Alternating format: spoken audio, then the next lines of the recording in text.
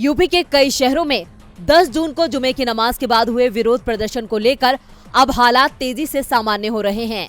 इस बीच पुलिस प्रशासन के सामने अब सबसे बड़ी चुनौती आज होने वाली जुमे की नमाज है। आज एक बार फिर से शहर का माहौल खराब ना हो और किसी तरह का कोई टकराव ना हो, इसके लिए पुलिस और प्रशासन ने खास रणनीति बनाई है।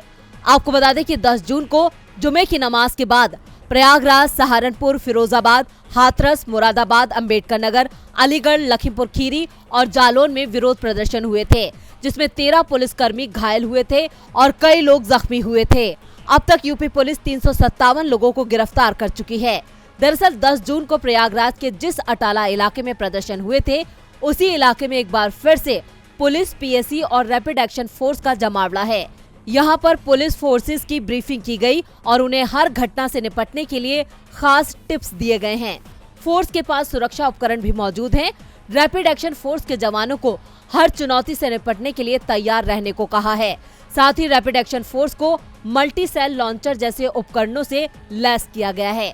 इन जवानों के पास पूरी तरह से सुरक्षा उपकरण मौजूद हैं, जिससे किसी भी हालात से निपटने में ये जवान पूरी तरह से सक्षम हैं। जुमे की नमाज के बाद किसी भी तरह का विरोध प्रदर्शन ना हो, इसके लिए मस्जिदों के इमामों से भी अपील कराई गई है। तो वहीं उलेमाओं ने भी आसपास की मस्जिदों में ही नमाज अदा करने को कहा है या फिर अपने घरों में ही नमाज अदा करें। किसी के बहकावे में ना आए और माहौल को शांतिपूर्ण बनाए रखने में मदद करें। वहीं पुलिस प्रशासन जुमे की नमाज को लेकर पूरी तरह से मुस्तैद है। वहीं यूपी के एडीजी कानून और व्यवस्था प्रशांत कुमार ने कहा कि नमाज की व्यवस्था के लिए धर्मगुरुओं से जनसंपर्क किया गया है। सभी ने मदद का आश्वासन दिया है। इस बार ऐसी व्यवस्था की गई है कि कोई भी समस्या ना हो। गोरखपुर में जुमे की नमाज से पहले बीते दिन पुलिस ने फ्लैग मार्च निकालकर मॉक ड्रिल किया, जिससे किसी भी तरह के हालात से निपटा जा सके। इटावा में भी जुमे की नमाज को ध्यान में रखते हुए मस्जिद के ऊपर ड्रोन से निगरानी की जा रही है।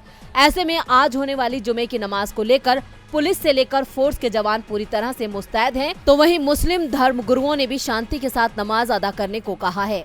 डीबी लाइव की रिपोर्ट।